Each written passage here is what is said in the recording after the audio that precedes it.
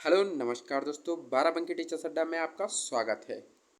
आज हम लोग बिहार शिक्षक भर्ती 3.0 की जो तैयारी कर रहे थे, उसी क्रम में मैंने कक्षा 8 की साइंस को आपको पूरे चैप्टर मैंने आपको करा दिए थे। आज हमारी क्लास 9th की विज्ञान को हम शुरू कर रहे हैं, जिसमें हम क्लास 9th के विज्ञान को चैप्टर वाइज आपको सोल्यूशन कराएंगे।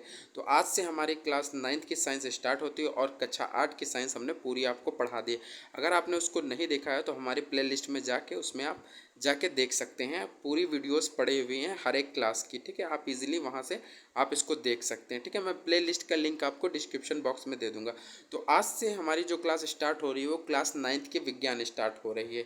और आज हमारा जो है वो पहला चैप्टर है हमारा। आज हमारा चैप्टर जो है वो है हमारे आसपास के पदार्थ, ठीक है। क्या है हमारे चैप्टर का नाम? हमारे चैप्टर का नाम है हमारे आसपास के पदार्थ और चैप्टर नंबर 1 है। ये क्लास 9th की साइंस को हम लोग लेके चल रहे हैं, ठीक है। क्लास 8th की साइंस आपको पूरी कंप्लीट प्रोवाइड करा दी गई है, ठीक है। तो आइए आपके समय को ना बर्बाद करते हुए वीडियो को स्टार्ट करते हैं। चैप्टर नंबर 1, हमारे आसपास के पदार्थ, matter in our surroundings. Okay, ये हमारा चैप्टर नंबर 1 है। चैप्टर आपको मैंने बता ही दिया है, ठीक है। तो ये क्लास 9th की साइंस है। इससे बीपीएससी बहुत बार क्वेश्चन पूछ चुका है और यहाँ से बीपीएससी उठा उठा के बीच से क्वेश्चन पूछता रहता है। फिर क्लास 9th और 10th से ज़्यादा क्वेश्चन बीपीएससी पूछता है। इसलिए हम लोग इसको बहुत ही ध्यान से और बहुत ही अच्छे से पढ़ते हुए चलेंगे, क्योंकि यहाँ से प्रबल संभावना है कि क्वेश्चन आपको परीक्षा में देखने को मिल सकते हैं, ठीक है। तो क्लास को स्टार्ट करते हैं। कुछ एक पॉइंट दिया गया, इसको देख लेते हैं। हमारे चारों ओर नज़र दौड़ाने पर हमें विभिन्न प्रकार की वस्तुएं नजर आती हैं, ठीक है। हम अगर अपने आसपास कहीं नज़र दौड़ाते हैं तो हमें विभिन्न प्रकार की वस्तुएं दिखाई देती हैं, जिनका आकार और आकृति और बनावट अलग अलग होती है, ठीक है। इस विश्व में प्रत्येक वस्तु जिस सामग्री से बनी होती है उसे वैज्ञानिकों ने पदार्थ का नाम दिया है, ठीक है। जिस हवा में हम सांस लेते हैं, जो भोजन हम खाते हैं, पत्थर, बादल, तारे, पौधे एवं पशु, यहाँ तक कि पानी की एक बूंद या रेत का एक कण, ये सभी पदार्थ। ध्यान देने योग्य बात यह भी है कि यह ऊपर लिखी सभी वस्तुएं हैं जो द्रव्यमान होता है, ठीक है। मतलब ऊपर दी गई जितनी भी वस्तुएं होती हैं इनका अपना खुद का द्रव्यमान होता है और ये कुछ स्थान या आयतन घेरती हैं, ठीक है। तो कहने का मतलब है, अगर हम अपने आसपास जिन भी चीज़ों को देखते हैं तो वो चीज़ें, जो वस्तुएं या जो चीज़ें हमें नज़र आती हैं, उनका अपना कोई आकार होता है, उनकी कोई अपनी आकृति होती है, उनकी अपनी कोई बनावट होती है। और जो ये बनावट और आकार और जो आकृति होती है, ये सबकी जो होती है भिन्न भिन्न या अलग अलग होती है, ठीक है। इस विश्व में प्रत्येक वस्तु जिस सामग्री से बनी होती है, अच्छा, जो भी सामग्री बनी होती है उसे जो वैज्ञानिकों ने नाम दिया उसे कहा है वो पदार्थ की बनी होती है, ठीक है। किसी भी वस्तु या चीज़ को ले लेंगे तो उसे वैज्ञानिक भाषा में अगर बात करेंगे, पूछेंगे किस चीज़ की बनी है, तो हम लोग वैज्ञानिक भाषा में कहेंगे पदार्थ की चीज़ की बनी हुई है, ठीक है। जिस हवा में हम सांस लेते हैं वो भी एक पदार्थ है, जो हम भोजन खाते हैं वो भी पदार्थ है। पत्थर, बादल, तारे, पौधे एवं पशु, यहाँ तक कि पानी एक बूंद, रेत का एक कण भी, ये सभी जो चीज़ें हैं सब पदार्थ की श्रेणी में आती है। ये आपका चैप्टर में दिया गया है, ठीक है। ध्यान देने योग्य बात यह भी है कि ऊपर लिखी सभी वस्तुओं का द्रव्यमान होता है। अच्छा, जितनी भी वस्तुएं ऊपर लिखी गई हैं या जितनी भी मैंने आपको बताई है, उन सबका जो है ना अपना द्रव्यमान होता है। और जब द्रव्यमान होता है तो जाहिर सी बात है ये अपना स्थान या आयतन अपना जो है ना वो बनाएंगे और उसको घेरेंगे, ठीक है। अगर उनका द्रव्यमान है तो वो जगह जरूर घेरेंगे। तो यही पॉइंट आपका दिया गया है, ठीक है। यही मैं समझाने की कोशिश कर रहा था आपको। फिर एक पॉइंट निकल के था, भारत के प्राचीन दार्शनिकों ने पदार्थ के 5 मूल तत्वों को वर्गीकृत किया है, जिसे हम लोग पंचतत्व कहते हैं, ठीक है। अगर प्राचीन काल के दार्शनिकों की बात करें तो इन्होंने जो है ना पदार्थ को 5 मूल तत्व बताए, जिन्हें हम लोग पंचतत्व के नाम से जानते हैं। अच्छा, ये पंचतत्व के अंतर्गत क्या क्या आता है? पंचतत्व के अंतर्गत आता है वायु आती है, अग्नि आती है आपकी, पृथ्वी आती है आपकी, जल आता है और आकाश आता है। ये जो है 5 तत्व हैं, इन्हें हम लोग पंचतत्व कहते हैं, ठीक है। ये जो प्राचीन दार्शनिक थे इन्होंने पदार्थ की संज्ञा के रूप में इन 5 तत्वों को वर्गीकृत किया था, ठीक है। इसके अनुसार, ठीक है, इनके अनुसार जो है ना इन्हीं 5 तत्वों से सभी वस्तुएं बनी। अच्छा, जो पुराने दार्शनिक थे ये केवल 5 तत्वों को मानते थे और इन्हीं से सब चीज़ें जो है बनी हुई ये लोग मानते थे, ठीक है। चाहे वो सजीव हो या निर्जीव हो, सभी वस्तुएं जो है ना इन्हीं 5 तत्वों से मिलकर बनी होती है, ठीक है। अच्छा, धीरे धीरे जैसे समय बदलता गया तो आधुनिक वैज्ञानिक जो है, मतलब जो आपके जो वैज्ञानिक हैं, इन्होंने पदार्थ को भौतिक गुणधर्म एवं रासायनिक प्रकृति के आधार पर 2 प्रकार से वर्गित किया। अच्छा, जो अब के वैज्ञानिक हैं इन्होंने जो पदार्थ बने हैं इनके जो भौतिक और रासायनिक गुण देख के इन्होंने कितने 2 प्रकार से इसे जो है ना वर्गीकृत कर दिया, ठीक है। ये आज के वैज्ञानिकों की बात हम कर रहे हैं, ठीक है।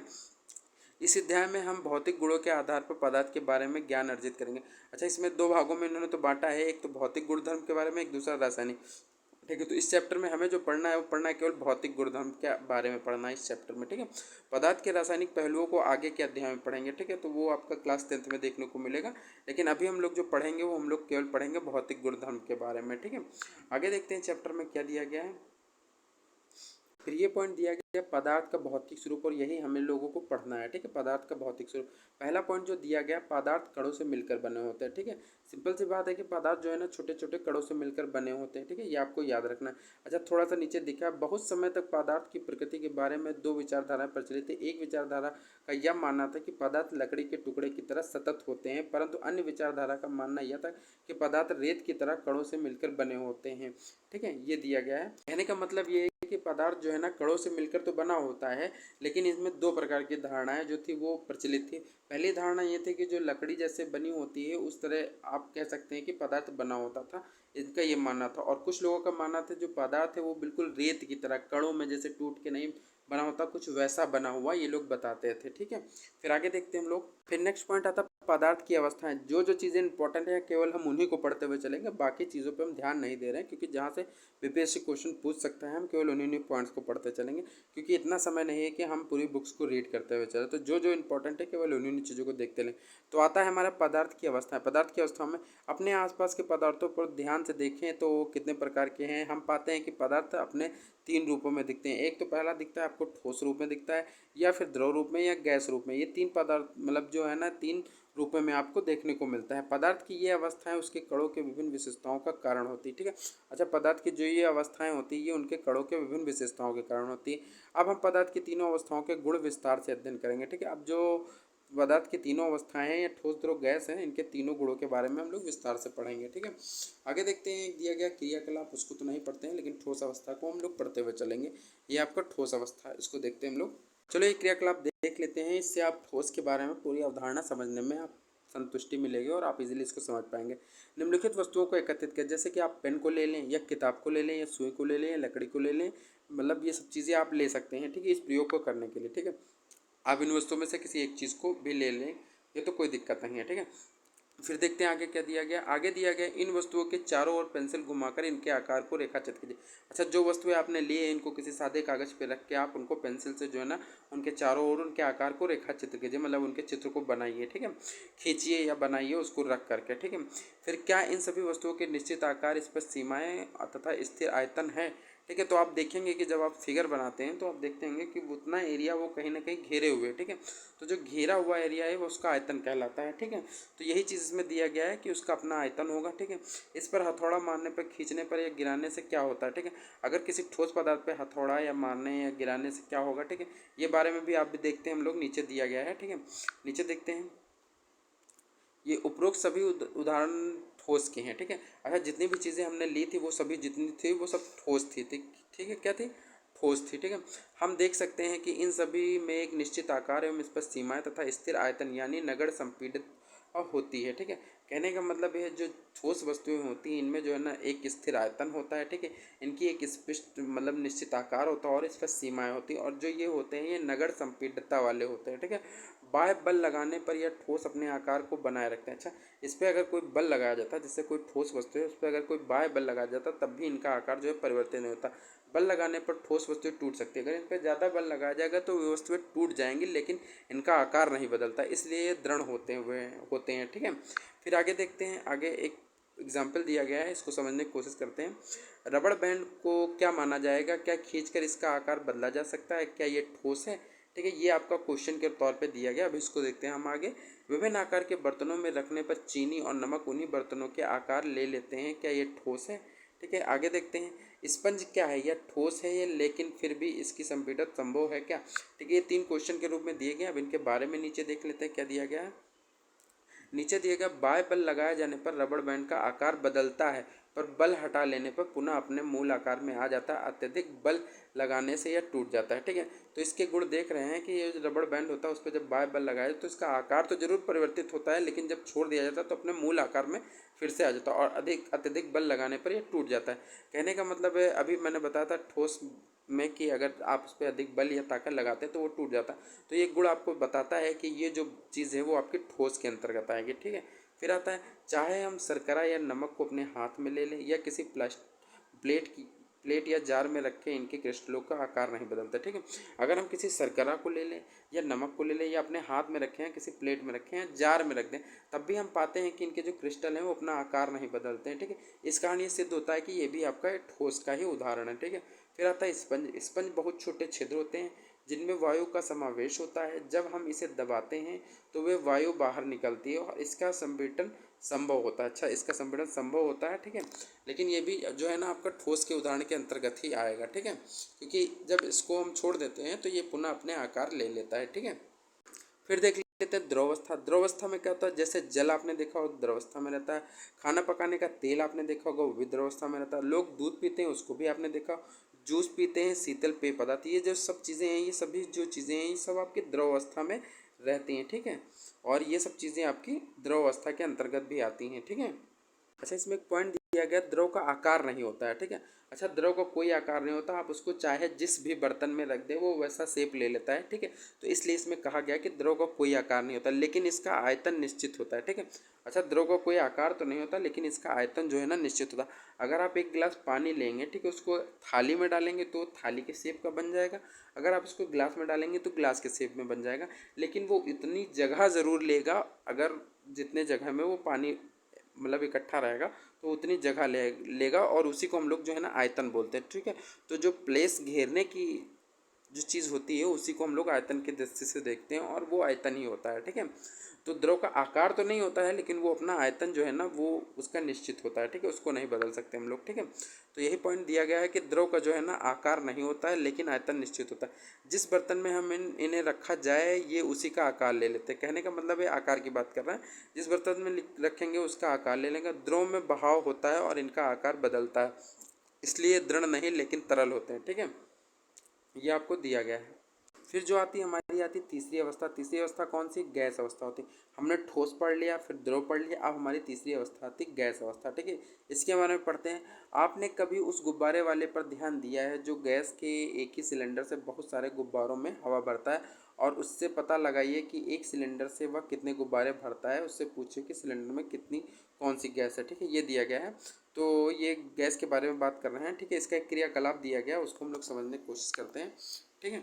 ये देखते हैं आपको एक दिया गया है क्वेश्चन। 100 ml 100 ml की 3 सिरिंज लें और उनके एक सिरे पर रबड़ या कार्क से बंद कर दें जैसा कि चित्र में दिखाया गया है, ठीक है।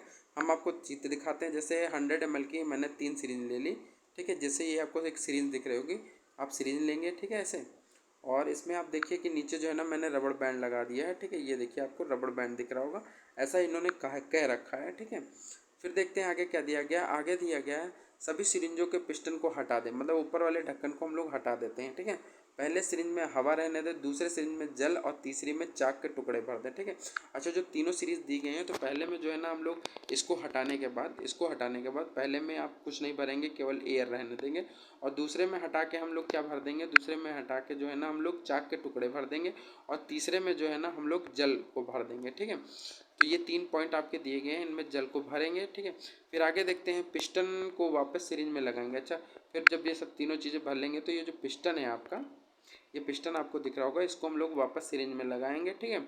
पिस्टन में वापस सिरिंज लगाएंगे और सिरिंज पिस्टन की गतिशीलता आसान करने के लिए उसमें थोड़ी सी वैक्सीन अच्छा, इसमें हम थोड़ी सी वैक्सीन लगा देंगे ताकि इसकी गतिशीलता या कहें इसको अंदर या बाहर करने में हमें इजीली वैक्सीन लगाने पर इजीली हो सकता है, ठीक है। इसलिए हम लोग वैसलीन को लगा देंगे। अब पिस्टन को सिरिंज में डालकर संपीड़ित करने की कोशिश करेंगे। अब जो है ना पिस्टन को जो है ना हम सिरिंज में डालेंगे और इसको दबाने की कोशिश करेंगे। जब दबाएंगे तो हम लोग देखते हैं क्या निकल के आता है, ठीक है। तो इसमें कुछ पॉइंट दिए गए हैं। हमने देखा कि ठोस एवं द्रव की तुलना में गैस में संपीड़ितता काफ़ी अधिक होती है, ठीक है। कहने का मतलब है जब हम देखते हैं कि मतलब एक पॉइंट ये दिया गया, ये छूट गया, इसको देखते हैं हम लोग। आपने क्या देखा, किस स्थिति में पिस्टन आसानी के अंदर चला गया अपने पीछे पर से। अच्छा, फिर जो तीनों मैंने डाला था, एक में गैस थी, एक में धूल मतलब एक में चौक थी, ठीक है, और एक में मैंने पानी भर रखा था। तो जब हम इसको दबाते हैं तो देखते हैं कि बालू वाला जो होता है या चौक वाला जो होता है वो दबाने में थोड़ी सी कठिनाई व्यक्त करता है। जल वाला भी थोड़ी सी ताकत लगाता है, लेकिन गैस जो है ना इजीली गैस वाला जो है ना आसानी से दब जाता है, ठीक है। तो इसका कहने का मतलब यही है कि हमने देखा कि ठोस, ठीक है, हमने देखा कि ठोस एवं द्रव की तुलना में गैस में संपीड़ितता काफ़ी अधिक होती है। हमारे घरों में खाना बनाने में उपयोग की जाने वाली द्रवित पेट्रोलियम गैस एलपीजी, ठीक है, ये अस्पतालों में दिए जाने वाले ऑक्सीजन सिलेंडर में संपीड़ित गैस होती है, ठीक है। तो कहने का मतलब है कि आपसे अगर पूछा जाता है कि जो अस्पताल में सिलेंडर होते हैं उसमें गैस का किस प्रकार के माध्यम से गैस भरी जाती है, तो उसमें संपीड़न के माध्यम से जो है ना गैस उसमें रहती है, ठीक है। आजकल वाहनों में ईंधन के रूप में भी संपीड़ित प्राकृतिक गैस का उपयोग होता है, ठीक है। संपीड़ितता काफ़ी अधिक होने के कारण गैस के अत्यधिक आयतन को एक कम आयतन वाले सिलेंडर में संपीड़ित किया जा सकता है एवं आसानी से एक स्थान से दूसरे स्थान तक भेजा जा सकता है। हमारी नाक तक पहुंचने वाली गंध से बिना रसोई में प्रवेश किए हम जान सकते हैं कि क्या पकाया जा रहा है। ये गंध हम तक कैसे पहुंचती है? खाने की गंध के कण वायु में मिल जाते हैं और रसोई से, ठीक है, गंध कण मतलब वो खान उसमें वायु में मिल जाते हैं और रसोई से फैलकर हम तक पहुंचते हैं और यह गंध के कारण और दूसरे भी जा सकते हैं। अच्छा, यह गंध के कण जो है ना और दूर भी जा सकते हैं। पके हुए गर्म खाने की महक हमारे पास तक कुछ क्षणों में पहुंच जाती है और इसकी तुलना ठोस एवं द्रव के विसरण से करें तथा कणों की तेज गति एवं अत्यधिक रिक्त स्थानों के कारण गैस अन्य गैसों से विसरण बहुत तीव्रता होती है, ठीक है। ये पॉइंट आपका दिया गया है। फिर आगे देखते हैं। अगर गैस अवस्था में कणों की गति अनियमित और अत्यधिक तीव्र होती है। अच्छा, जो गैसीय अवस्था होती है इसमें जो है ना कणों की जो गति होती है वो अत्यधिक अनियमित होती है और तीव्र होती है, ठीक है। इस अनियमित गति के कारण ये कण आपस में एवं बर्तन की दीवारों से टकराते हैं और बर्तन की दीवार पर गैस कणों द्वारा प्रति इकाई क्षेत्र में लगे बल के कारण गैस का दबाव बनता है, ठीक है। ये आपको पॉइंट दिया गया है। एक पॉइंट निकल के आता है, क्या पदार्थ अपनी अवस्था बदल सकता है? इसमें हम देखते हैं जल जो है, एक जल जो होता है ये पदार्थ जो है ना तीनों अवस्था में रह सकता है। जल को हम ठोस बर्फ के रूप में भी रख सकते हैं, ठीक है। अच्छा, जल जो है ना वाष्प के रूप में होता है तो इसको गैस अवस्था में भी रख सकते हैं। अच्छा, यही जल जो है वो आपका द्रव अवस्था में तो रहता है ये, ठीक है। तो आप जो देख रहे हैं ना, जो द्रव होता है वो आपको तीनों अवस्था में देखने को मिलता है। यही पॉइंट आपका दिया गया है। ये देखिए, आपको पॉइंट दिया गया तीनों अवस्थाओं में पदार्थ का अंतरा रूपांतरण दिया गया। यहाँ से परीक्षा में कई बार क्वेश्चन पूछे गए हैं। ये चीज़ आपके लिए इंपॉर्टेंट है, इसको आप लोग बहुत इजीली देखेंगे और इसको समझने की कोशिश करेंगे, ठीक है। तीन चीज़ें दी गई हैं। पहला आपको ठोस दिया गया, दूसरा आपको द्रव दिया गया, आपको गैस दिया गया, ठीक है। तो हम पहले ठोस से द्रव की तरफ चलते हैं, इसको देखते हैं, समझने की कोशिश करते हैं, ठीक है। साधारण भाषा में समझने की कोशिश करेंगे। जैसे कोई चीज़ ठोस से अगर द्रव बनती है तो उसे क्या कहा जाता है? तो उसे हम लोग संगलन कहते हैं। क्या कहते हैं? जब कोई वस्तु जो है ना ठोस से द्रव में परिवर्तित होती है तो उसे हम लोग संगलन कहते हैं। अच्छा, वापस जब दूसरी अपोजिट दिशा में आता है, मतलब द्रव से जब ठोस की तरफ आता है तो उसे क्या कहते हैं? तो हम लोग उसे जमना कहते हैं, ठीक है। अगर द्रव जब बर्फ़ का रूप ले लेती है, मतलब बर्फ़ एक ठोस हो जाता है ना, तो जब बर्फ़ का रूप ले लेती है तो उसे हम लोग जमना कहते हैं। अच्छा, जब ठोस यही जब बर्फ़ जब ना द्रव बन जाती है तो उसे हम लोग संगलन कहते हैं, ठीक है। कहने का मतलब यही है, ठीक है। फिर दूसरा देखते हैं, जब द्रव से गैस में चीज़ें बनती हैं, जब द्रव से सीधा गैस बनती हैं तो आपने देखा होगा घर में जब पानी बॉयल करते हैं और जब वो सीधा गैस में परिवर्तित होता है तो उसे हम लोग वाष्पीकरण कहते हैं, ठीक है।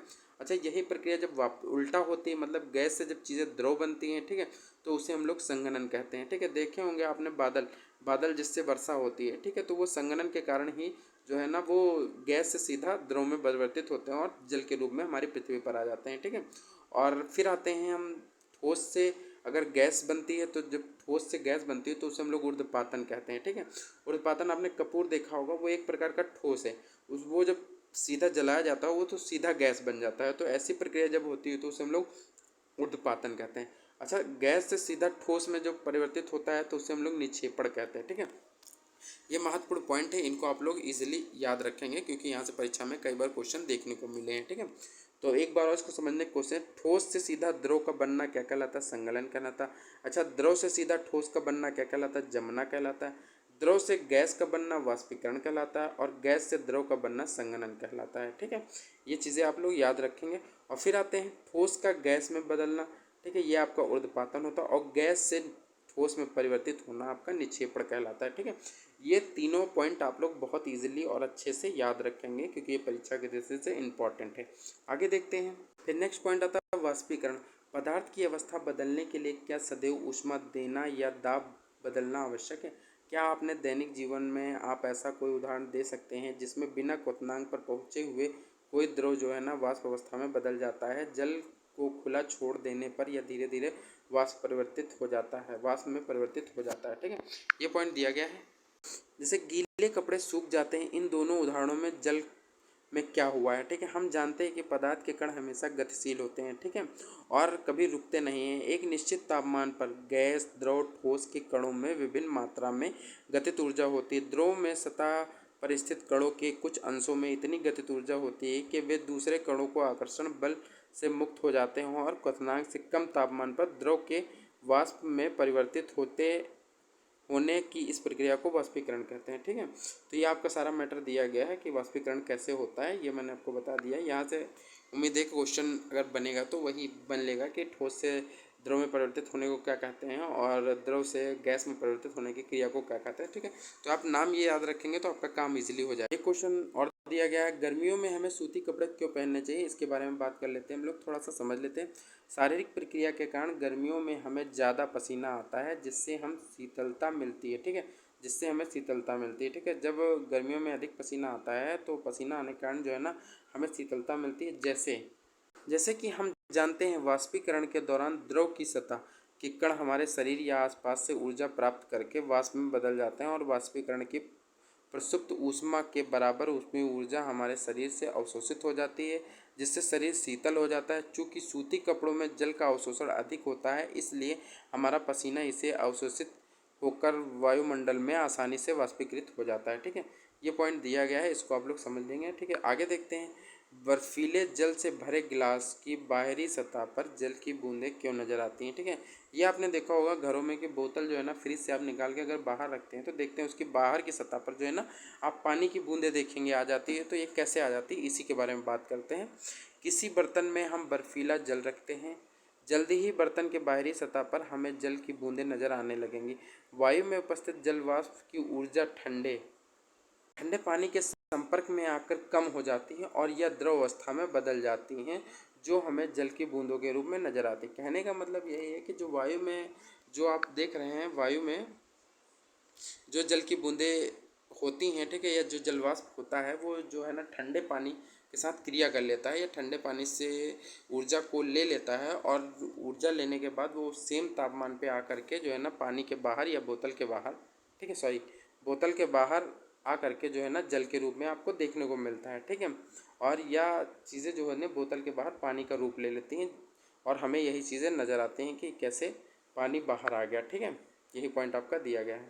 फिर आगे देखते हैं हमने इस चैप्टर में क्या क्या इंपॉर्टेंट चीज़ें हैं वो देख लेते हैं। पहला पॉइंट दिया गया द्रव सूक्ष्म कणों से मिलकर बने होते हैं। ठीक है, जैसे कि द्रव्य आप जानते हैं, द्रव के अंतर्गत वही ठोस, द्रव, गैस तीनों पदार्थ आते हैं। जो ये बने होते हैं ये किससे बने होते हैं, ये सूक्ष्म कणों से मिलकर बने होते हैं। ठीक है, नेक्स्ट पॉइंट आता है हमारे आसपास द्रव्य तीन अवस्थाओं में विद्यमान होते हैं, ठोस, द्रव, गैस। ठीक है, तो आप ये तो जानते हैं कि पदार्थ की कितनी अवस्थाएं होती है, पदार्थ की तीन अवस्थाएं होती है, ठोस, द्रव, गैस। ठीक है, नेक्स्ट पॉइंट देखते हैं ठोस के कणों का आकर्षण बल सबसे अधिक होता है और गैस के कणों का सबसे कम होता है। ठीक है, अगर आपसे पूछा जाता है किसका आकर्षण बल सबसे अधिक होता है तो ठोस के कणों का आकर्षण बल जो है ना सबसे अधिक होता है और गैस के कणों का आकर्षण बल जो होता है ना सबसे कम होता है। ठीक है, ये दो पॉइंट आप लोग याद रखेंगे। द्रव के कणों में इन दोनों के मध्यवर्ती होता है। अच्छा, जो द्रव का कण होता है इन दोनों के बीच में होता है। ठीक है, नेक्स्ट पॉइंट देखते हैं ठोस के कणों में ठोस को निहित करने वाले कणों के बीच रिक्त स्थान होता है। अच्छा, जो ठोस के कण होते हैं वो ठोसों में निहित करने वाले कणों के बीच में जो है ना रिक्त स्थान होता है और गतिज ऊर्जा न्यूनतम होती है। गैस के लिए यह अधिकतम किंतु द्रवों के लिए मध्यवर्ती होती है। ठीक है, अच्छा, जो ठोस होते हैं इनमें जो है ना रिक्त स्थान होता है काफ़ी अधिकतम होता है और गतिज ऊर्जा न्यूनतम होती है। ठीक है, लेकिन गैस में जब आते हैं तो गैस में अधिकतम होती है। ठीक है, किंतु द्रवों के लिए मध्यवर्ती होती है। अच्छा, द्रव में लेकिन जो है ना कम होती है। ठीक है, फिर आगे का पॉइंट देखते हैं आगे क्या दिया गया है। आगे हमारा पॉइंट दिया गया ठोसों के लिए उनके कणों की व्यवस्था अत्यधिक क्रमित होती है और द्रव में कणों की परतें एक दूसरे से फिसल या सिकलित हो जाती हैं और गैसों में कोई क्रम नहीं होता है और इनके कण अनियमित रूप से विचरण करते हैं। ठीक है, नेक्स्ट पॉइंट देखते हैं पदार्थ की अवस्थाएं अंतः परिवर्तित होती हैं। पदार्थ की अवस्थाओं में परिवर्तन ताप और दाब में परिवर्तन से किया जा सकता है। ठीक है, अच्छा, पदार्थ की अवस्थाओं में परिवर्तन किसके द्वारा किया जा सकता है, ताप और दाब में परिवर्तन करके हम लोग उनकी अवस्थाओं को परिवर्तित कर सकते हैं। नेक्स्ट पॉइंट आता है ऊर्ध्वपातन प्रक्रिया में ठोस पदार्थ द्रव में परिवर्तित होता है। अगर ऊर्ध्वपातन की बात करते हैं तो यही क्वेश्चन देखिए बीपीएससी में पूछा गया क्वेश्चन है ये आपका कि ऊर्ध्वपातन में क्या होता है ठोस पदार्थ जो है ना वो सीधा गैस में मतलब परिवर्तित होता है। ठीक है, ठोस पदार्थ जो है ना सीधा गैस में परिवर्तित होता है ऊर्ध्वपातन प्रक्रम में क्या होता है ठोस पदार्थ द्रव में परिवर्तित हुए बिना, ठीक है, मतलब द्रव में परिवर्तित नहीं होता है, सीधा क्या होता है सीधा गैसीय अवस्था में परिवर्तित होता है। इस प्रकार की जो अवस्था होती है उसे हम लोग ऊर्ध्वपातन अवस्था कहते हैं। ठीक है, और फिर आगे देखते हैं हम लोग आगे एक पॉइंट और आता है हमारे पास नेक्स्ट पॉइंट है हमारे पास, निक्षेपण प्रक्रम में गैसीय पदार्थ सीधे ठोस अवस्था में आ जाता है। ठीक है, जो निक्षेपण की प्रक्रिया होती है इसमें जो है ना गैस से सीधा ठोस में चीज़ें परिवर्तित हो जाती हैं। नेक्स्ट पॉइंट देते हैं, क्वथनांक में समिष्ट परिघटना, जिसमें समिष्ट के कण द्रव अवस्था में वाष्प में परिवर्तित हो जाते हैं। नेक्स्ट पॉइंट, वाष्पीकरण एक सतह की परिघटना है। सतह के कण पर्याप्त ऊर्जा ग्रहण कर उनके बीच परस्पर आकर्षण बलों को पार कर लेते हैं और द्रव को वाष्प अवस्था में परिवर्तित कर देते हैं। ठीक है, नेक्स्ट पॉइंट देखते हैं। नेक्स्ट पॉइंट हमारे पास है, वाष्पीकरण की गति निम्नलिखित कारकों पर निर्भर करती है। सतही क्षेत्रफल, जिसका वायुमंडल के प्रति परित्याग होता है, तापमान, आर्द्रता और वायु की गति। नेक्स्ट पॉइंट देखते हैं, वाष्पीकरण के ठंडक उत्पन्न होती है। अच्छा, वाष्पीकरण जब हो जाता है तो ठंडक उत्पन्न होती है। ठीक है, नेक्स्ट पॉइंट देखते हैं, वाष्पीकरण की गुप्त ऊष्मा ताप की वह मात्रा है जो 1 kg द्रव को वायुमंडलीय दाब और द्रव के क्वथनांक पर तथा गैसीय अवस्था में परिवर्तन करने हेतु प्रयोग होती है। ठीक है, नेक्स्ट देखते हैं। नेक्स्ट पॉइंट आता है हमारे पास, नेक्स्ट पॉइंट आता है, संगलन की गुप्त ऊष्मा ऊर्जा की वह मात्रा है जो 1 kg ठोस को वायुमंडलीय दाब पर ठोस और उसके संगलन बिंदु पर लाने के लिए प्रयोग होती है। ठीक है, नेक्स्ट पॉइंट देखते हैं, कुछ मापने योग्य राशियाँ और उनके मात्रक जिनका हमें ज्ञान होना चाहिए। ठीक है, कुछ राशियाँ दी गई हैं जिनको हम लोग को पता होना चाहिए। जैसे ताप को हम मापते हैं किसमें, ताप को केल्विन में मापते हैं। ठीक है, प्रतीक चिन्ह के होता है। लंबाई को हम लोग मीटर में नापते हैं और इसका प्रतीक चिन्ह एम होता है। और संयुक्ता को किस में नापते हैं, किलोग्राम में नापते हैं और इसका मात्रक मतलब प्रतीक जो होता है केजी होता है। ठीक है, भार को हम लोग न्यूटन में नापते हैं और प्रतीक एन होता है। आयतन को घन मीटर में नापते हैं और इसका प्रतीक एम स्क्वायर एम क्यूब होता है। और घनत्व को मात्रक होता है किलोग्राम प्रति घन मीटर होता है और इसका जो प्रतीक होता है वो किलोग्राम मीटर -3। ठीक है, फिर देखते हैं दाब। दाब का मात्रक क्या होता है, दाब का जो होता है पास्कल होता है। ठीक है, और इसको पीए से प्रदर्शित करते हैं। ठीक है, तो ये आज का हमारा चैप्टर था। इसमें जो जो चीज़ें थी इंपॉर्टेंट वो मैंने पढ़ा दी हैं। ठीक है, ये हमारा क्लास 9 का पहला चैप्टर है। इसके बाद सुबह 9 बजे आपको क्लास 9 का दूसरा चैप्टर हम आपको कल प्रोवाइड करा देंगे। और इससे पहले हमारी कक्षा 8 की मैंने साइंस को चैप्टर वाइज सोल्यूशन करा दिया। अगर आपने उसको नहीं देखा है तो इस वीडियो के डिस्क्रिप्शन बॉक्स में मैं प्ले लिस्ट का लिंक डाल दूंगा, आप वहाँ जाके कक्षा 8 की साइंस को देख सकते हैं। क्योंकि बीपीएससी जो है ना एनसीईआरटी बेस्ड ही क्वेश्चन पूछ रहा है, इसलिए आपको चैप्टर पढ़ना बहुत ज़रूरी है। ठीक है, तो गाइस आज के चैप्टर में हमारा इतना ही।